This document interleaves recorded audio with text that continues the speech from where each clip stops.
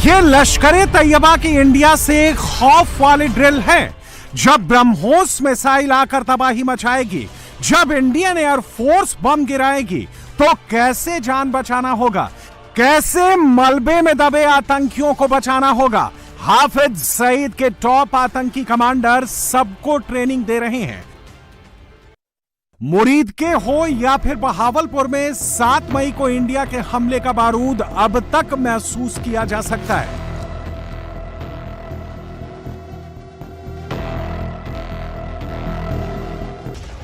ये आतंकी 7 मई के हमले में बच गए। जो आतंकी अब तक जिंदा हैं, वो कब तक जिंदा रहेंगे, इसकी गारंटी ना आसिम मुनीर उनको दे सकता है, ना हाफिज सईद भरोसा देने लायक बचा है। पाकिस्तान में पहली बार आतंकी खौफ में हैं। पहली बार पाकिस्तान में जैश-ए-मोहम्मद में, लश्कर तैयबा में नई भर्तियां बंद हो गई हैं और ऐसे में इंडियाज मोस्ट वांटेड आतंकी सामने आने लगे हैं, जो हिट लिस्ट में सबसे ऊपर हैं। ये सैफुल्लाह कसूरी, पहलगाम आतंकी हमले का मास्टरमाइंड, 22 अप्रैल से अंडरग्राउंड था। अपनी लोकेशन किसी को नहीं बता रहा था, अब सामने आ गया है, जुबान भी खोल दी है और इसके साथ काउंटडाउन भी शुरू हो गया है। एक और आतंकी आमिर हमजा भी बिल से बाहर निकल आया है। यह लश्कर तैयबा का को फाउंडर है। लश्कर के टॉप कमांडर आखिरी बार पाकिस्तान के कसूर शहर में देखे गए। कसूर शहर और मुरीदके की दूरी 100 किलोमीटर है। कसूर इंटरनेशनल बॉर्डर के पास वाला शहर है। तो क्या अब ऑपरेशन सिंदूर पार्ट 2 कसूर शहर में होगा? अगला हमला कहां होगा? क्या हिंदुस्तान ने लोकेशन फाइनल कर ली है? अगला ऑपरेशन क्या होगा? क्या इसका ब्लूप्रिंट तैयार हो गया है? प्रधानमंत्री मोदी बार बार कह रहे हैं कि ऑपरेशन सिंदूर जारी है। मोदी ने बिहार से, बंगाल से, यूपी से, मध्य प्रदेश से, वेस्टर्न बॉर्डर से लेकर ईस्टर्न बॉर्डर तक मोदी आतंकियों के खिलाफ ऑपरेशन का ऐलान कर चुके हैं। और मोदी जब जब बोलते हैं, पाकिस्तानी कांपते हैं। पाकिस्तान एक बात अच्छी तरह से जानता है, मानता है, समझता है। प्रधानमंत्री मोदी जो कहते हैं वो 100% करते हैं। चाहे 2016 उरी हमले के बाद का ऐलान हो या फिर 22 अप्रैल पहलगाम हमले के बाद की चेतावनी, मोदी के तेवर सख्त हैं। उनकी बॉडी लैंग्वेज बहुत एग्रेसिव है। एक बात मोदी साफ साफ 2 टूक बता चुके हैं, ऑपरेशन सिंदूर जारी है। पब्लिक मॉक ड्रिल कर रही है, इंडियन आर्मी वॉर ड्रिल कर रही है। हिंदुस्तान में सिविलियन और मिलिट्री एक साथ ड्रिल में हैं। जब आर्मी चीफ खुद ऐसे युद्धाभ्यास में जाते हैं, खुद बैठकर एक एक हथियार की वर्किंग को मॉनिटर करते हैं, तो इतना समझ में आ जाता है कि कुछ तो होने वाला है। ऐसा कुछ जो पाकिस्तान की सोच से भी बहुत बड़ा होगा।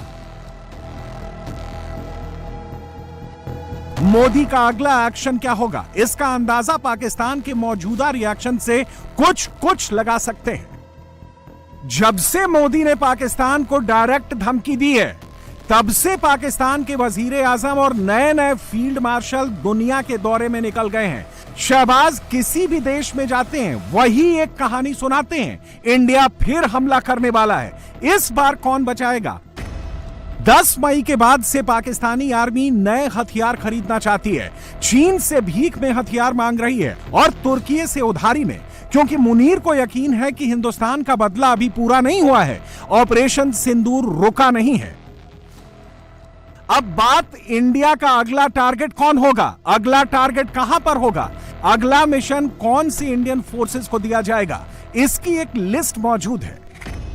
पाकिस्तान में 21 आतंकी ठिकाने में से 9 ठिकाने तबाह हो चुके हैं। 12 आतंकी ठिकाने अभी भी मौजूद हैं, जिसमें मकसरे अक्सा, छेलाबंदी, अब्दुल्ला बिन मसूद, दुलाई, गढ़ी हबीबुल्ला, बतरासी, बालाकोट, ओघी, बोई, सेंसा, बराली और डोंगी बचा है।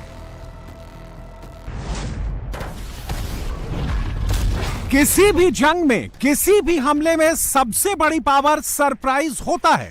अगर पाकिस्तानी आर्मी को लग रहा है कि इंडियन आर्मी चुनिंदा आतंकी अड्डों को टारगेट करेगी, तो वो गलत है।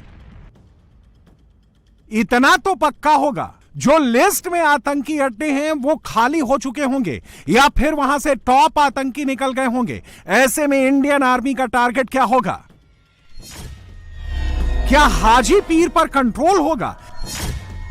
क्या नीलम वैली पर कब्जा होगा? क्या सियालकोट पर तिरंगा लहराएगा? क्या मीरपुर तक इंडियन आर्मी पहुंच जाएगी? क्या पीओके में बड़ा ऑपरेशन होगा? हिंदुस्तान ने अभी तक आतंकी अड्डों पर हमला किया है, लेकिन ये अड्डे फिर से ऑपरेटिव हो जाते हैं। इस बार बारी आतंकवाद का रास्ता ब्लॉक करने की है।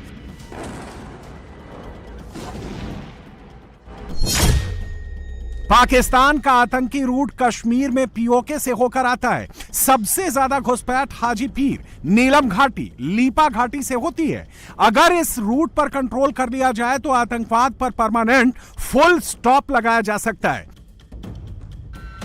6-7 मई की रात मुनीर आर्मी को उम्मीद थी इंडिया सिर्फ पीओके पर हमला करेगा, लेकिन स्ट्राइक 10 किलोमीटर अंदर बहावलपुर तक हुई। अभी पाकिस्तानी आर्मी को लग रहा है कि इंडिया वाटर स्ट्राइक करेगा।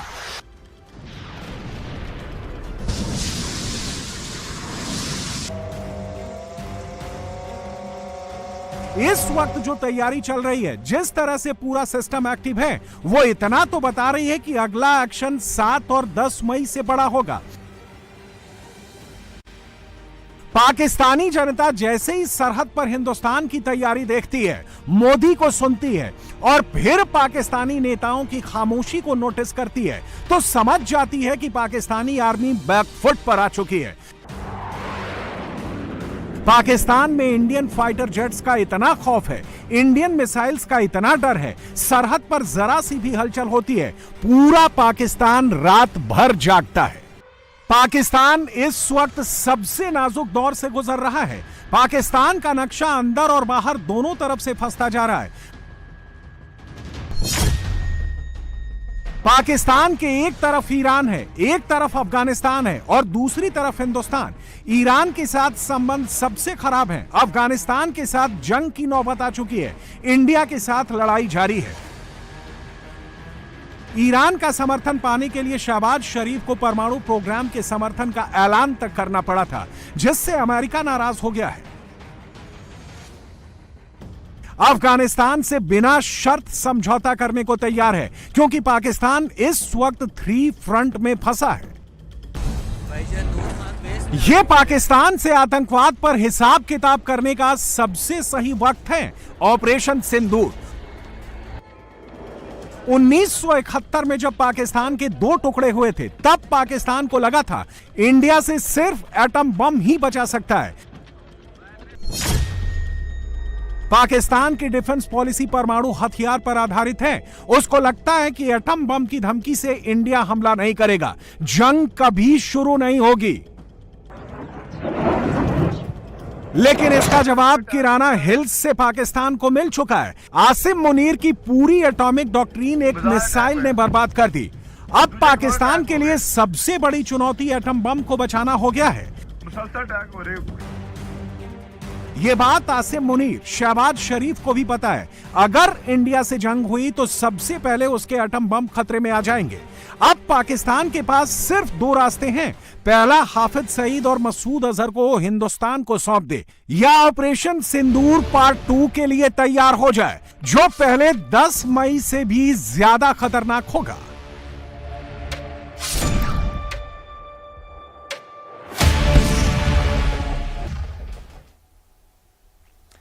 इस वक्त भारत पाकिस्तान के बीच जो हालात हैं, जो परिस्थितियां हैं, उसको देख करके इंडियन आर्मी कतई भी चैन से नहीं बैठ सकती। उसे पता है कि कभी भी पाकिस्तान और उसके आतंकी गुस्ताखी कर सकते हैं।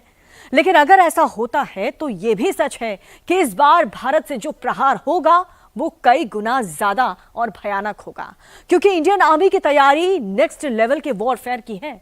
मतलब सेना को फ्रंट लीड भारत की ऑटोमेटिक आर्मी करेगी, जिसका टेस्ट वो लगातार कर रहे हैं।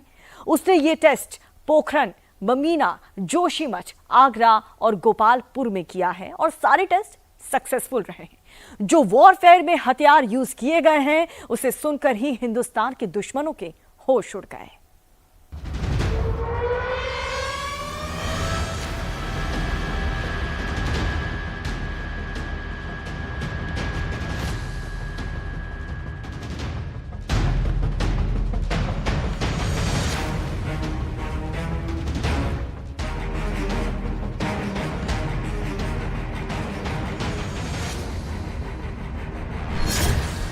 अगला युद्ध होगा तो सबसे भयानक होगा।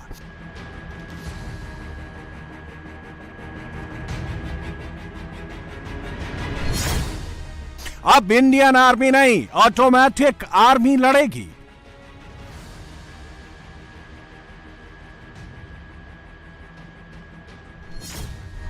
अब बिना पायलट का ड्रोन दुश्मन को तबाह कर देगा।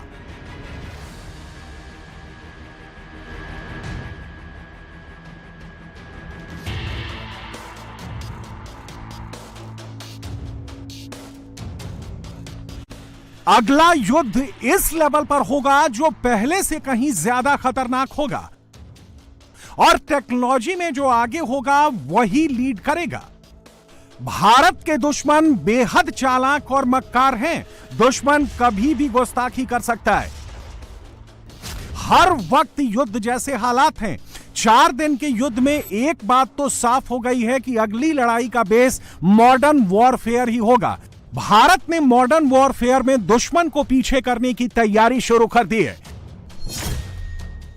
राजस्थान के पोखरण फील्ड फायरिंग रेंज में, झांसी के बबीना फायरिंग रेंज, उत्तराखंड के जोशीमठ और एयर डिफेंस टेस्ट के लिए आगरा और गोपालपुर में भारत मॉडर्न वॉरफेयर के युद्ध के हालात पर एक्सरसाइज कर रहा है।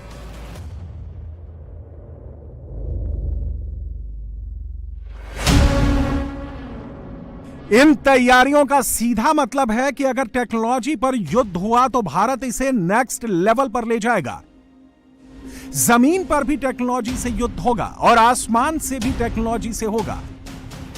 यह होगा कैसे, इन तैयारियों से समझ सकते हैं, जिसे खुद army chief Upendra Dwivedi lead कर रहे हैं।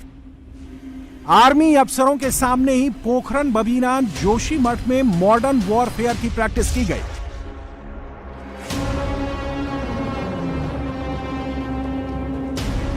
यह यूएवी का डेमोन्स्ट्रेशन है।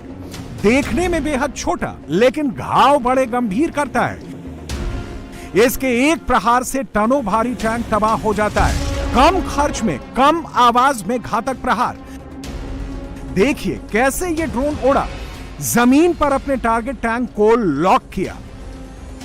दूसरी तस्वीर में लॉइटरिंग म्यूनिशन को लॉन्चर से लॉन्च किया गया और हवा में यह उड़ता रहा।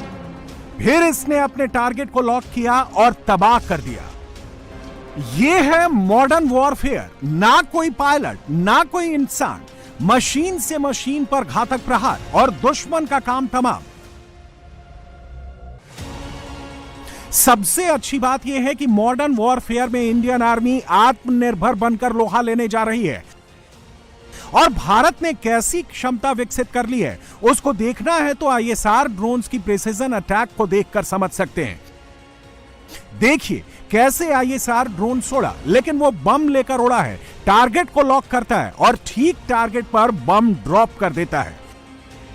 अगर युद्ध जैसे हालात बनते हैं तो अब यही ड्रोन्स फ्रंट पर दुश्मन से मोर्चा लेंगे, जो सीधे दुश्मन पर अटैक करेंगे। भारत ने 4 दिनों के मॉडर्न वॉरफेयर के अभ्यास में मानव रहित हवाई प्रणालियां यूएएस का सफल एक्सरसाइज किया। यूएवी लॉन्च की गई प्रिसीजन गाइडेड म्यूनिशन यूएलपीजीएम से कैसे हमला करना है, इसका भी अभ्यास किया और टारगेट पर सटीक वार किया। रनवे स्वतंत्र ड्रोन प्रणाली आरपीएएस, काउंटर यूएएस समाधान, कैसे दुश्मन के अटैक को टेक्नोलॉजी से ध्वस्त करना है, इसका भी प्रदर्शन किया गया।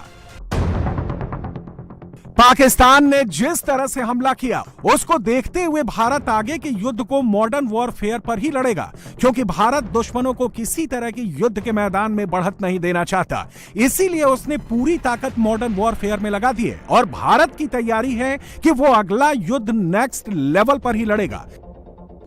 याद कीजिए 2016 में सर्जिकल स्ट्राइक हुई थी, तब इंडियन आर्मी ने ग्राउंड से जाकर पीओके में आतंकी ठिकानों को तबाह किया।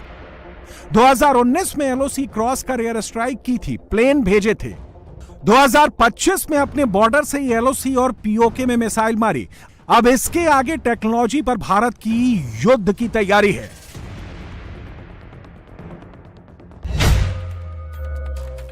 किसी ने नहीं सोचा होगा कि आसमान में उड़ने वाली छोटी सी मशीनें युद्ध के मैदान को कैसे बदल सकती हैं।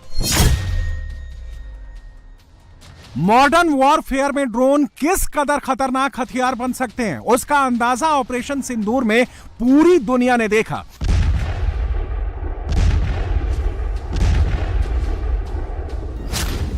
जब भारत ने आतंकी ठिकानों और पाकिस्तानी एयर डिफेंस सिस्टम पर हवाई हमले किए, हरॉप ड्रोन ने दुश्मन के रेडार और संचार सिस्टम को तबाह किया।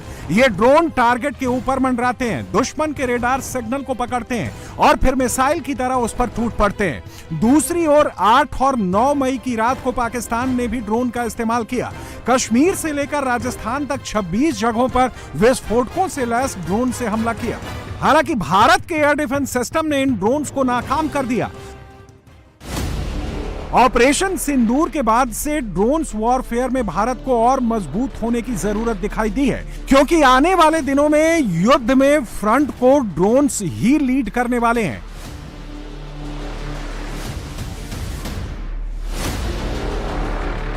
ड्रोन्स मॉडर्न वॉरफेयर में सुपरस्टार की भूमिका में आ गए हैं।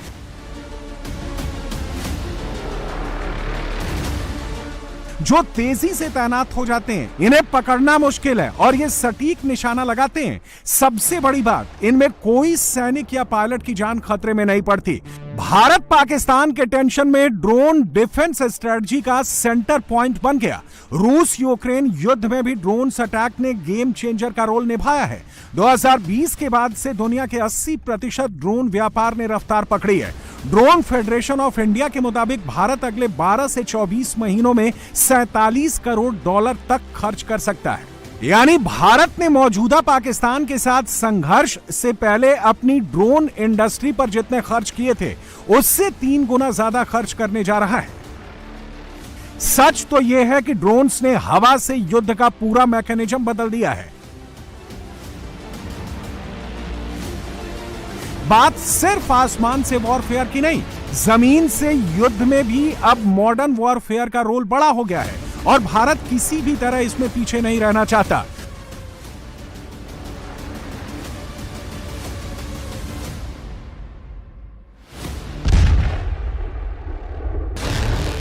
परमाणु युद्ध की जगह अब टेक्नोलॉजी वॉर जमीन पर होगी। इसकी तैयारी भारत ने शुरू कर दी है। कुछ दिन पहले तीस्ता एक्सरसाइज में इसका अभ्यास किया गया है। यह भारत के नए फ्रंट फाइटर रोबोटिक डॉग्स हैं।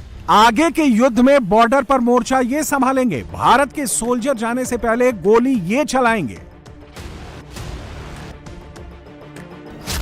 ये उन दुर्गम जगहों पर लड़ाई लड़ेगा जहां इंसान नहीं पहुंच पाएंगे। ये लड़ेंगे ही नहीं, बचाएंगे भी। पीओके में आतंकी जो पहाड़ों में छिपे रहते हैं, वहां आसानी से पहुंच सकते हैं और उन्हें तलाश कर जहन्नुम पहुंचा सकते हैं। आने वाले युद्ध में ये कैसे कारगर हो सकते हैं, इनकी खासियत से समझ लीजिए।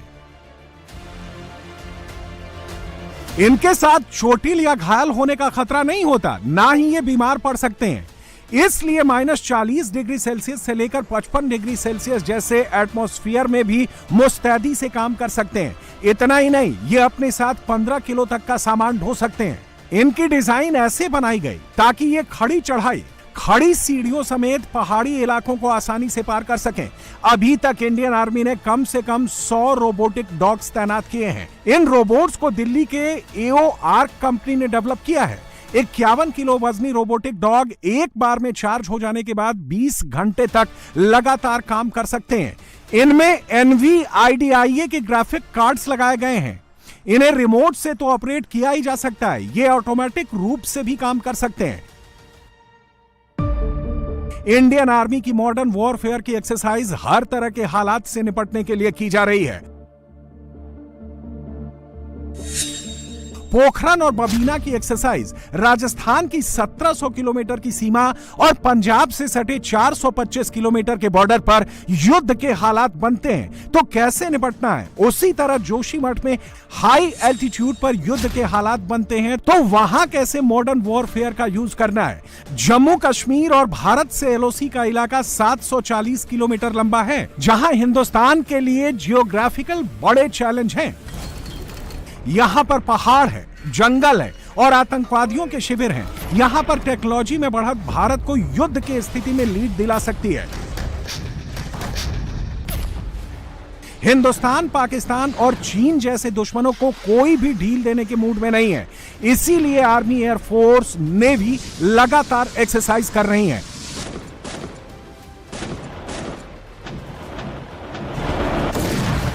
और ये एक्सरसाइज का ही नतीजा था कि भारत की तैयारी ने ऑपरेशन सिंदूर में पाकिस्तान को चौंका दिया और पाकिस्तान घुटने पर आ गया। हालत यह है कि भारत की मॉडर्न वॉरफेयर की तैयारी देखकर पाकिस्तान की नींद उड़ गई है।